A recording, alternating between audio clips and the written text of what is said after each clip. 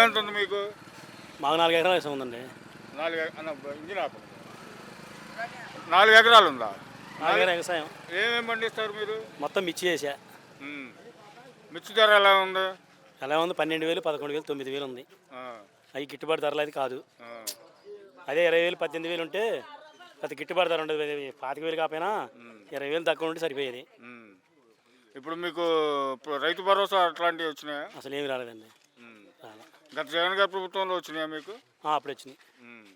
అప్పుడు వచ్చినాయి. మనకి గిట్టుబాటు ధరలు ఉన్నాయి. మిరపకాయని ఏది అమ్ముకున్నా గిట్టుబాటు ఉంది. ఇప్పుడు మిరపకాయ తోట వేసి 4 ఎకరాలు ఎత్తే 4 లక్షలు అప్పులైంది. మరి చంద్రబాబు నాయుడు గారిని గిట్టుబాటు ధర ఇచ్చాను, రైతులందరూ సంతోషంగా ఉన్నారని చెబుతున్నాడు కదా. వాళ్ళు సొంతంగా చెప్పుకొని కవర్ చేసుకోవడం ఉండేది ఏమీ లేదు. అంతేనా? రైతులు చెప్పులు ఎవరు లేరు గట్ట. వాళ్ళు చక్కగా వాళ్ళ టీవీలో చెప్పుకోవటం, ఇక వాళ్ళు అట్లా క్యాన్వాస్ చేసుకోవడం నేర్చారు. అంతే ఉండేది ఏమీ లేదు. ఇప్పుడు మీకు మద్దతు ధర అయితే లేదు. ఇదిగో బండి మేము పెట్టుకుని అమ్మట్లా. చంద్రబాబు ధరం వల్ల ఇది ఆయన ఉండే 5 ఏళ్ళు మూటలు అమ్మటమే బజార్లో అమ్మటి తిరిగి. వ్యవసాయం మానేసుకొని చక్కగా ఆడన్న వాచ్ వేనుకుంటాం, ఇదంతా ఆవి పని చేసుకోవడం మంచిది. రైతులంతా రైతులు పరిస్థితి బాగాలేదంటారు. అసలు బాగలా. అసలు రైతుల పరిస్థితి బాగుంటే మీరెందుకు రావాలి, ఎందుకు అడగాల? చక్కగా అమ్ముకొని ఇల్లు కావాలన్నా ఇల్లు కట్టుకుంటే బిడ్డ పెళ్ళి. ఇప్పుడు మీరు మిరపకాయలు తీసుకెళ్తున్నారు, ఏం చేద్దామని వీటిని ఎల్లమ్మడి తిరిగి అమ్ముకున్నాం అండి. అరే రైతు పరిస్థితి ఎట్లా అయిందా? ఏం చేస్తాం మరి? 100 దాన్ని 50 అమ్ముకోకపోతే మరి ఏం చేసుకుంటాం? ఆడ ఏసీలు పట్టట్లా.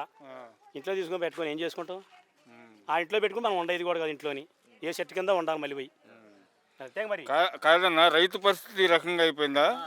దారుణం అయిపోయింది. ఏముంది? బజారు పడింది. ఇక రోడ్డు ఎక్కడ రైతు? రోడ్డు ఎక్కడ ఇంకేముంది? ఇంకో సంవత్సరం అయితే రోడ్డు కూడా కాదు, ఏమి ఉండదు. ఇక ఇంకేముంటుంది మరి? తోటేద్దంటే భయం అవుతుంది. ఇప్పుడు అమ్మిరి కూలి వాళ్ళకి కట్టను, మరి మందులు కొట్టలు మిగిలిపోయారు. ఇంట్లో ఉన్న బంగారం తీసుకుపోయి కుదకట్టును పెట్టమని వాళ్ళకి కట్టం. మరి ముందుకు ఇంకేం సాయం చేస్తాం? మళ్ళీ ఎవడు పెడతాడు పెట్టుబడి? ఎవడు పెట్టడు. అప్పులేందుకు అప్పుడు రైతు అంటేనే భయం అవుతుంది. ఇప్పుడు రైతు అనేవాడు డబ్బులు వడ్డీకి ఇచ్చేవాడు కూడా లేడు. అసలు ఇయ్యరు. వడ్డీకి రైతులకి డబ్బులు ఇవ్వరు, అంతే. రైతుకి ఆర్వీ లేదు. రైతుకి నమ్మకం, రైతు మీద నమ్మకం లేకుండా చేశారు. అంతే మరి. కరెక్టే అన్నమాట. వ్యవసాయం జోలికి పోదామంటే రైతుకే భయం అవుతుంది. ఇప్పుడు దిగంగానే ముందే కాపాడుతుంది. ముందు ప్రమాదం కనపడుతూనే ఉంటే ఇంకేమవుతుంది? లేదు.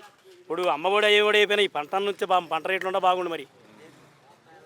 ఇప్పుడు గతంలో సంక్షేమ పథకాలు ఎలా ఉన్నాయి, ఇప్పుడు ఎలా ఉన్నాయి?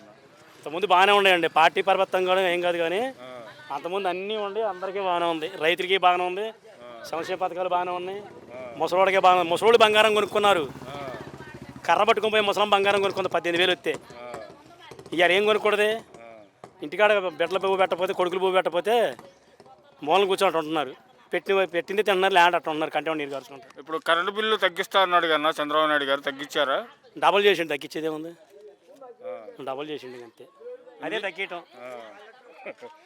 నిత్యావసర వస్తువుల ధరలన్నా మామూలుగా నూనె ప్యాకెట్లు అట్లాంటివి అంతకుముందు 100 రూపాయలు అమ్మింది, ఇప్పుడు 160 రూపాయలు. నేనే కొన్నా 160 రూపాయలు.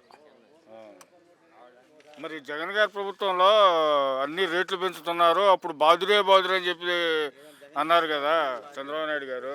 ఇప్పుడు ఎవరు బాగుతున్నారు? అసలు చంద్రబాబు నాయుడు గారు బుక్కే అబద్ధాలండి. ఆయన నోటుకుంటూ వచ్చేదే అబద్ధాలు.